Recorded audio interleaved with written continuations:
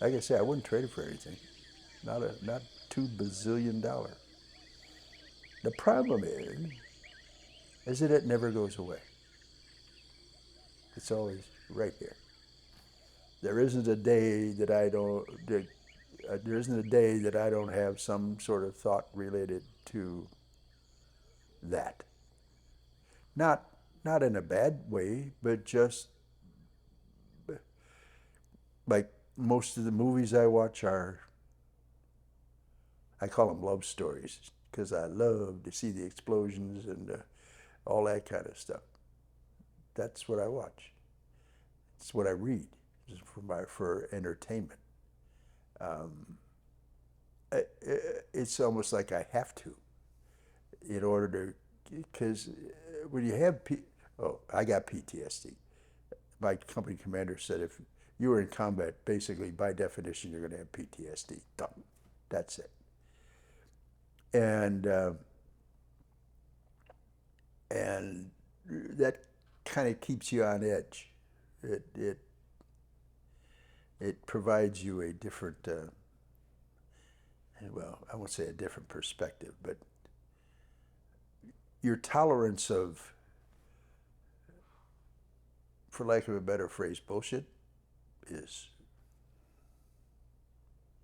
like that. And being able to deal with crowds, big crowds. But I was from Chicago, man. I used to love being in downtown and walking around and being in with all the people. When I got home, no, no, no, no, no, no, no, no. You wind up, well, especially grunt guys. Um, you sit like, no. See, I can see the entrances here. I'm a happy guy. And I know which way the way out is. So that just, it's habit. It doesn't cause you heavy breathing, yeah, but it's just, you're always aware of your environment, right? What's around you. Conversely, loud noises, things like that, you don't get as upset by things as people do. People, civilians, that's what I call them. Everybody who wasn't a Marine is a civilian. Um, and so when you do this war stuff, it it changes your chemistry. It changes your, like I was saying earlier, your mental chemistry. Your brain is flooded with this stuff, and so it's looking for ongoing stimulus. So you're trying to get that jolt back. You're trying to get back that, I'm aware of what's going on around me 24/7, 365.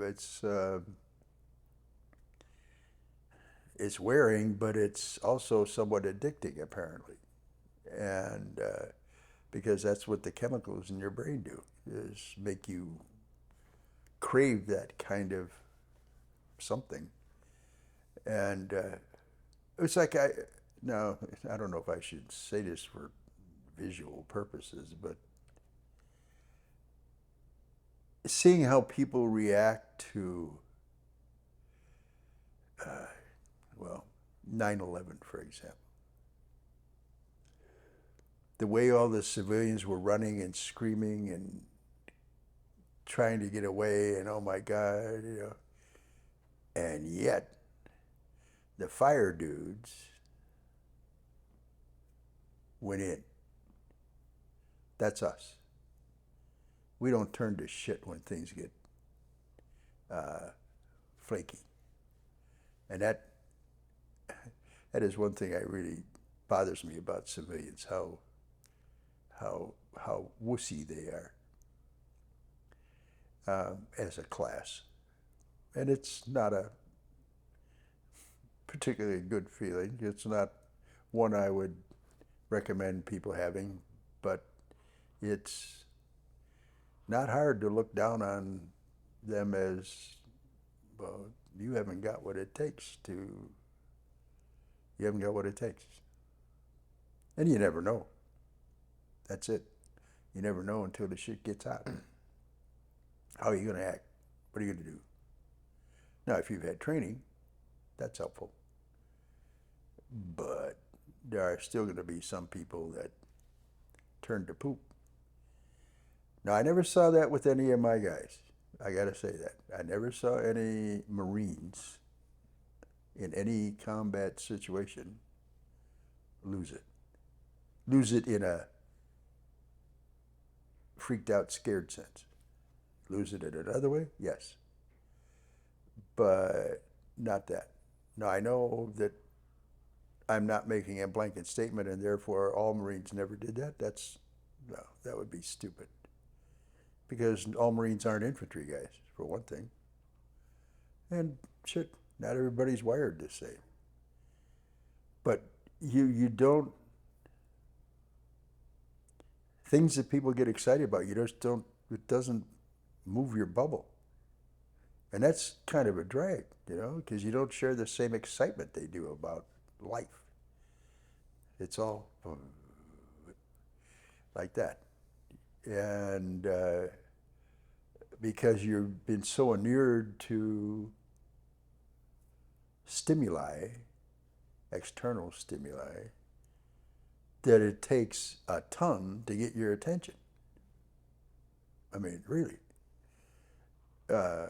And so, I don't know.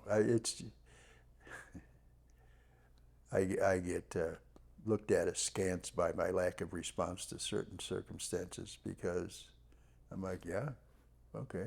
Anybody dead here? No? Screw it. I'm not worried.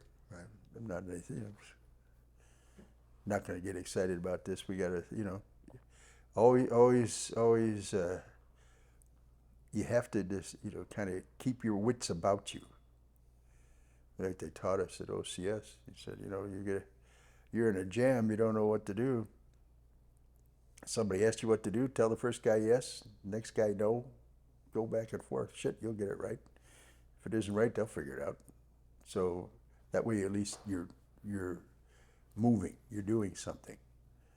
And it isn't really quite that cut and dried, but I mean, it's still a situational response. And again, it takes a lot to rise you out of the situation to where you're going, oh, this sucks. Or I don't get afraid physically. I shouldn't say that. I'm sure I would. I'm not going to stand at the edge of the canyon and go, oh, hey, I can do it. No. I mean, we have some little, what would I say, circuit breakers that keep me from doing entirely stupid stuff. But for the most part, I can't see why people get afraid about stuff. And that's a problem. Because you don't have the empathy for someone who's concerned or, and legitimately for them, but you're like, come on. Now, that's me. I'm not saying that's a universal response by any stretch. No. But for a majority of people who did what I did, I'd say it's pretty representative, more often than not.